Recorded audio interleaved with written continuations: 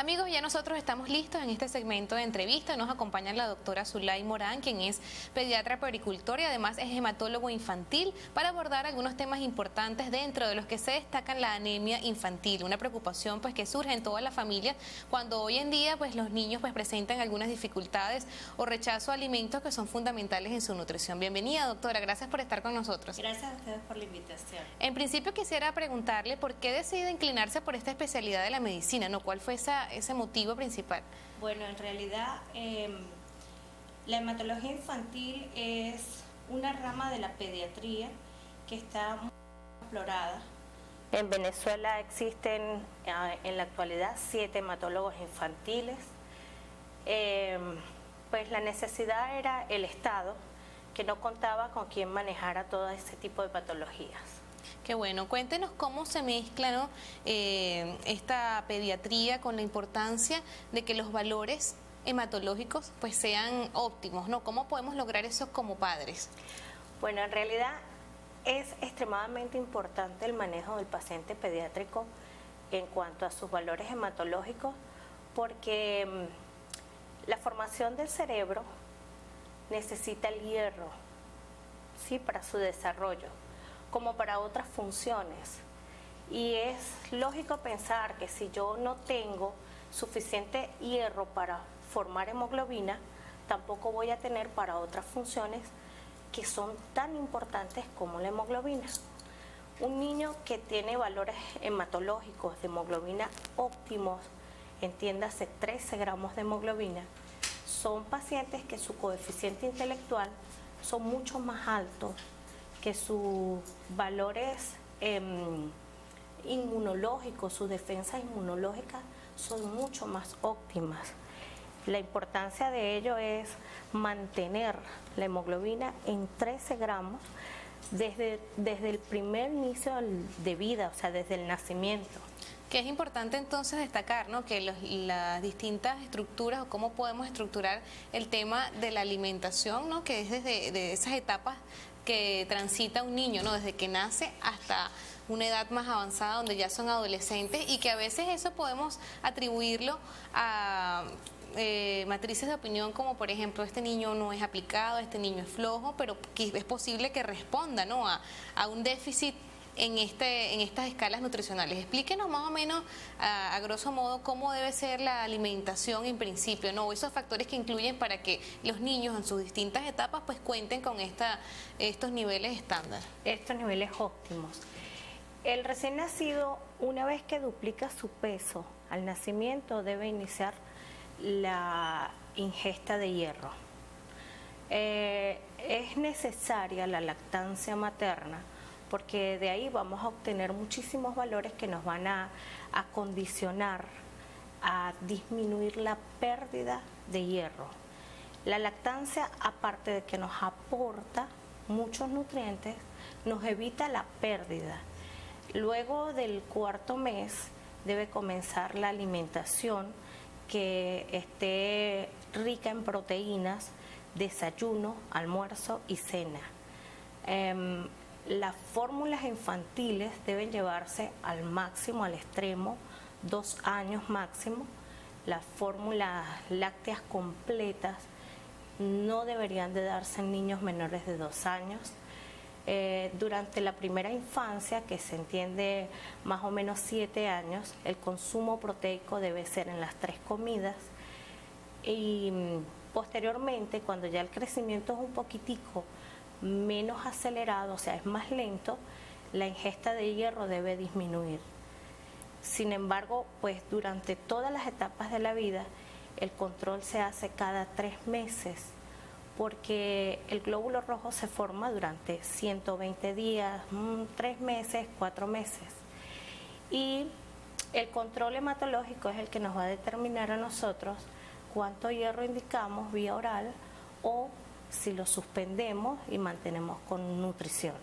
Es entonces recomendable que nosotros como padres pues asumamos ese compromiso de chequear estos valores al menos que 2 veces al año, doctora. No, cada 3 meses. Cada 3 meses. Y es algo que, aunque así lo dictamina pues las reglas, ¿no?, las normas en este sentido, muy pocas personas lo cumplen, ¿no? Sí, se ha visto Barinas tiene una muy alta incidencia de anemia ferropénica. La anemia ferropénica es una condición donde tenemos valores hematológicos bajos con volúmenes corpusculares bajos, que son glóbulos rojos pálidos, pequeños y concentraciones de hierro muy bajas. Uno, por la ingesta de proteínas, estamos muy mal acostumbrados a consumir carbohidratos, y la otra fase es porque no acudimos a los controles hematológicos. ¿Cuáles serían esas consecuencias inmediatas, ¿no?, y a largo plazo cuando un niño presenta anemia, y qué tan rápido, qué tan efectivo es el proceso de evolución en el momento en que es sometido ya a un tratamiento, ¿no?, para combatirlo? Las consecuencias inmediatas están dadas por patologías inmunológicas. Son pacientes que recurren con frecuencia, procesos gripales, infecciones con recurrencia, retardos del crecimiento, retardos del desarrollo, disminución del coeficiente intelectual. Esas son las consecuencias básicas. Doctora, existen muchos mitos o muchos comentarios de que por tradición se han venido traspolando de una generación a otra, que de la anemia se desencadenan enfermedades terribles o hasta terminales. Aclárenos esto y díganos realmente pues cuál es el radio de acción de una anemia, ¿no?, y por qué es importante evitarla. Bueno, tanto como mito no es. En algunas oportunidades, si las condiciones del paciente se deterioran, por supuesto, enfermedades oportunistas como los virus, citomegalovirus, virus de Epstein-Barr, son capaces de desarrollar trastornos medulares que pueden condicionar a enfermedades leucóticas. No es un predictivo, no es un desencadenante, es un factor de riesgo. Una posibilidad que existe. Es una posibilidad que existe. No es una condición sine qua non que un paciente con anemia pueda condicionar a una enfermedad leucótica. No, no lo es. ¿Cuáles serían esas enfermedades leucóticas? ¿Cuáles están agrupadas allí? La leucemia linfoide, que es la más frecuente en los pacientes pediátricos, y las enfermedades de Hodgkin. ¿Es posible que la anemia tenga algún carácter genético? Sí, de hecho existen enfermedades anémicas de carácter genético. Tenemos las talasemias, tenemos las anemias drepanocíticas, que por cierto este mes, el 19 de junio, es el Día Mundial de la Anemia Drepanocítica, también conocida como anemia falciforme. Es una condición hereditaria donde ambos padres aportan un gen mal formado y pues condicionan a la enfermedad como tal. Con respecto a esto, pues yo me imagino que pues los doctores que con esta especialidad, como en su caso, ¿no?, pues manejan un alto grado de empatía con los pacientes, ¿no? Cuéntenos algunos casos exitosos que hayan podido superar esta condición. Estos pacientes dejan de ser pacientes. El trato frecuente, semanal, diario con estos pacientes forman parte de la vida cotidiana del médico y pasan a ser familiares. Orgullosamente, Barinas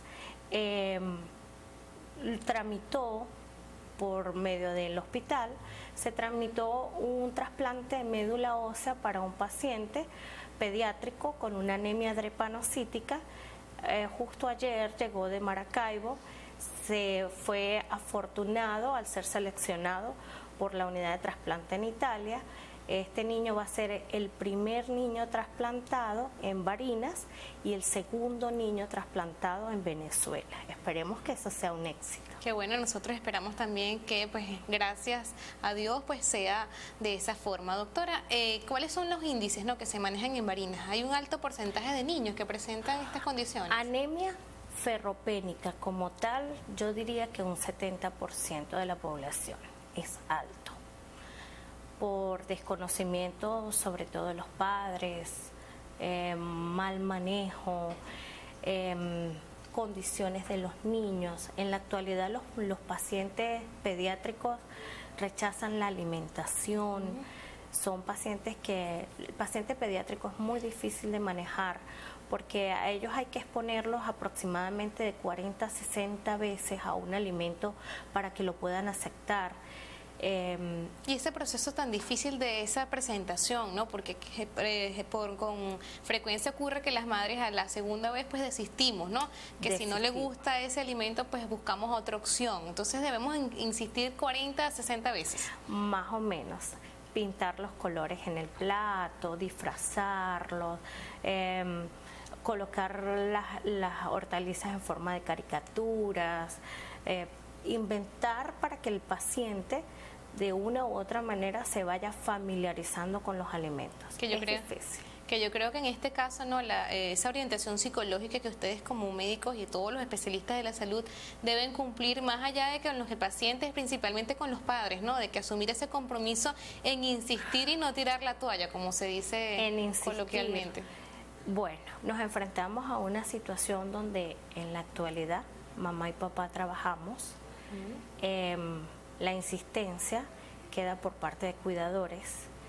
Los cuidadores deberían de asumir la responsabilidad de insistir a la alimentación, porque es bien que mamá y papá no están en casa para forzar reforzar esa instrucción, ¿no? De que deben ingerirlos. Sí, señora. Doctora, nosotros ya estamos llegando al final de esta entrevista, lamentablemente, porque sabemos que pues en ese tema hay mucha tela que cortar por la importancia, ¿no? De que implica esto de los valores de hierro en los niños para evitar posibles enfermedades como la anemia. Nosotros queremos que antes de despedirnos pues haga un mensaje final a la audiencia que nos sintoniza sobre esa importancia, ¿no? Y por qué debemos ser responsables en el tema de la alimentación y nutrición de nuestros niños.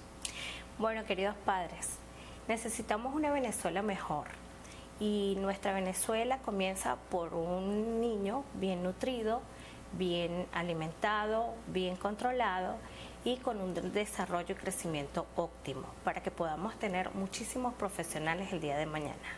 Así es, y nosotros olvidarnos también o tomar en cuenta que quizás el bajo rendimiento escolar de nuestros niños, la falta de concentración, pues responde a alarmas que se están o son alarmas que se están presentando para prevenirnos sobre alguna posible situación hematológica que está impidiendo que el desarrollo de nuestros niños y de sus capacidades se produzca al máximo. Nosotros con esta información nos despedimos. La invitación es para que mañana nos sintonicen en otra emisión de Telellano Noticias. Nos vemos muy pronto. Gracias, doctora, por venir.